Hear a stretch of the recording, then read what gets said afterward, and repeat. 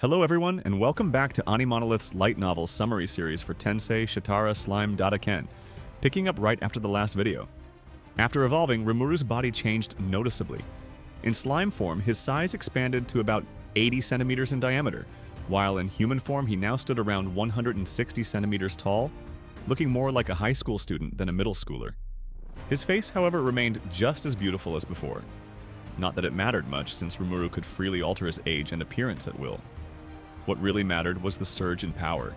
His magical reserves had increased tenfold, and both the quality and quantity of his abilities had reached an entirely new level. This growth wasn't only from absorbing Veldora, but also from the feedback of his subordinates' evolutions, all of it carefully managed and optimized by Ciel. When the light of evolution faded, Rimuru realized he was floating naked in the sky. To fix the situation, he used matter creation, a technique Diablo had taught him, and surprisingly crafted a jet-black outfit of mythical grade. It was proof that his evolution into an *** ultimate slime, a subspecies of true dragon, had brought overwhelming growth. Soon after, Ciel confirmed that the soul corridor with Veldora had been successfully restored, meaning Rimuru could safely resurrect the storm dragon. With that, the primary objective of the mission had been achieved. Yet Rimuru's anger toward Rudra hadn't cooled. He knew the Empire's war would only end when one side was completely defeated. And sure enough, Velgrynd, now freed from her seal, was glaring at him with burning hatred, charging forward with murderous intent. Still, with his new power, Rimuru no longer saw her as a real threat. Yet Rimuru's anger toward Rudra hadn't cooled. He knew the Empire's war would only end when one side was completely defeated. And sure enough, Velgrynd, now freed from her seal, was glaring at him with burning hatred, charging forward with murderous intent.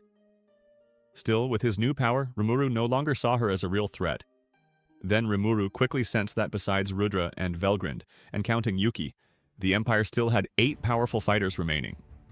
At that moment, those enemies were already clashing with Benimaru's group. Rimuru was both impressed by his subordinates' swift response and worried about possible casualties, even wanting to rush to their aid. Still, before anything else, he had to deal with the blue-haired dragon in front of him. Rimuru considered reviving Veldora to join forces against Velgrynd. With 2 against 1, victory would be almost certain, and it would also clear the misunderstanding that he had devoured her younger brother. In the past, releasing Veldora would have consumed nearly 90% of Rimuru's magicules, but now the cost had dropped to about 30%.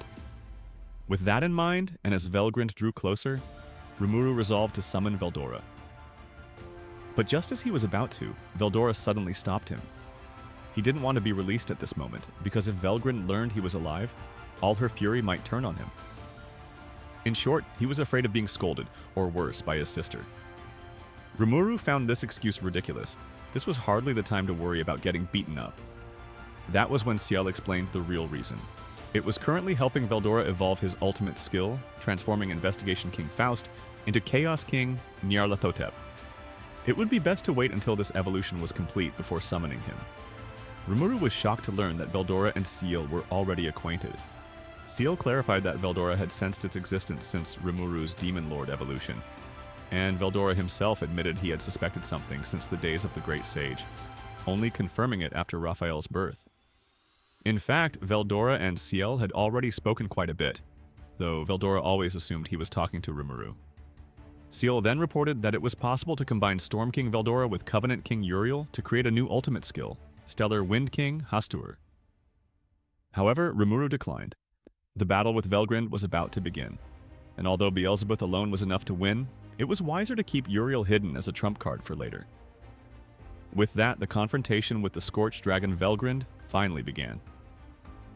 A few minutes earlier, Velgrynd had witnessed everything from inside her prison, Veldora being swallowed, Rimuru's evolution into a true dragon, and his transformation into human form.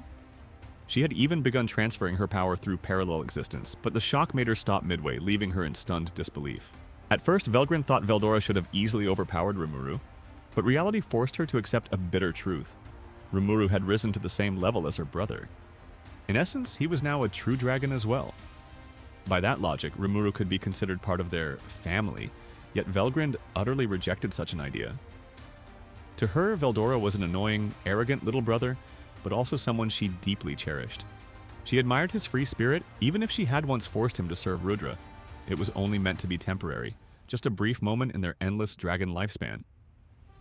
She never wanted him truly harmed, let alone erased. Now, with her beloved brother devoured before her very eyes, Velgryn's grief twisted into overwhelming rage. Her sanity slipped away and fury consumed her completely. As the insulation prison finally broke, Velgrynd lunged at Rimuru, transforming into her human form and unleashing a frenzied assault, screaming for vengeance against the one who stole her brother. The battle erupted the moment Velgrynd shifted into human form. She unleashed a barrage of nuclear cannons while striking with her blue dragon sword, a mythical-grade weapon she had created with matter creation. Rimuru countered with his own blade, the High Hero Khan's sword, which had also reached mythical grade after his evolution into a true dragon. Through Ciel, Rimuru understood why Velgrynd chose to fight in human form. She had abandoned defense to maximize offense. The two forms of a true dragon had different advantages. In human form, energy efficiency was much higher, making it more suitable for long-term duels. In dragon form, the immense size increased defense and attack range, making it more effective against multiple opponents. Depending on the situation, both forms had their merits. Their swords clashed violently, but in an instant, Velgrynd's blue dragon sword snapped in two. Shocked, she demanded to know what trick Rimuru had used. In truth, Rimuru himself hadn't done anything unusual. Ciel explained, the difference lay in weapon quality. Rimuru's sword was a masterpiece forged by Kurobi with heart and soul, while Velgrynd's was merely a condensed product of magicules. Though it reached mythical grade in classification, its performance was inferior. Recognizing this, Rimuru sheathed his blade. He wanted to test his own strength directly and fight on even terms, while also provoking Velgrynd. Furious at being mocked, she abandoned her broken weapon and attacked with her claws, moving at extreme speed. But Rimuru was no longer the same as before.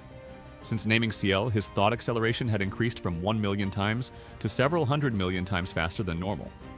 His perception stretched a single second into what felt like decades. Even light speed movements could be tracked, and while he couldn't move at the speed of light himself, his enhanced magic and near-instantaneous spatial transportation gave him the ability to evade even such attacks. With this overwhelming edge in awareness and reaction, Rimuru calmly prepared to meet Velgrynd's furious assault. Normally, no human ego could endure thought acceleration magnified hundreds of millions of times. But thanks to Ciel, Rimuru could fully utilize it during critical moments.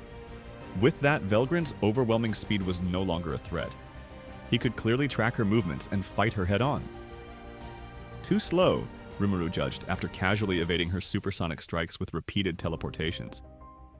In reality, Velgrynd was moving several hundred times faster than sound. Even so, she was forced to admit that in terms of pure speed, she had lost. Not one to give up, Velgrynd immediately shifted tactics. As Ciel had predicted, she activated spatial domination, locking the surrounding space so Rimuru could no longer teleport freely. With his usual evasive method cut off, she prepared to unleash her trump card, Scorched Dragon, Cardinal Acceleration. Transforming into a crimson meteor, Velgrynd shot forward at sublight speed. What made it terrifying wasn't just the raw speed or destructive mass, but the ability to alter trajectory mid-flight. It was the ultimate homing strike, a living meteor that could chase its target without limit. Yet all of this had already been anticipated. At Ciel's command, the gluttonous King Beelzebub had been deployed around Rimuru, forming a trap. Normally, trying to devour a conscious true dragon would be impossible. But because Velgrynd had poured everything into her attack and reduced her resistance, the moment she made contact, she was swallowed whole. In an instant, Velgrynd found herself sealed within Rimuru's imaginary space. Shocked, she demanded to know what had happened, but the reality was undeniable. She had been defeated. She couldn't escape, nor could she transfer power to her other bodies through parallel existence. The results were clear. Rimuru had absorbed over 50% of Velgrynd's magicules. Another 20% resided in her split body alongside Rudra, while the remaining 30% had already been depleted during the battle. Though she could normally regenerate about 10% per day, her current condition, and Rimuru holding part of her existence inside him, meant recovery would be difficult. At that point, Veldora revealed himself, casually greeting his shocked sister. Leaving the two dragons to their sibling quarrel, Rimuru turned his attention toward Rudra's ship. And so, the impossible had been achieved. Velgrynd, one of the true dragons, had been completely defeated, her power consumed, and the threat of the Scorched Dragon was no more. And that's where today's video ends. Thanks for watching, and we'll see you in the next AniMonolith recap.